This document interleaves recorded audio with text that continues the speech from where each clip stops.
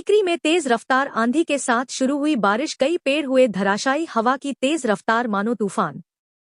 ठीकरी नगर में मंगलवार शाम 5 बजे के लगभग आकाश में बादल घिर आए और तेज हवा शुरू हुई। देखते ही देखते हवा तेज आंधी में तब्दील हो गई। आंधी की रफ्तार इतनी तेज हो गई मानो जैसे कोई तूफान आ गया हो और कुछ ही देर में बारिश शुरू हो गई। आंधी के कारण नगर में कई पेड़ धराशायी हो गए, वहीं नगर की विद्युत सप्लाई भी बंद हो गई है।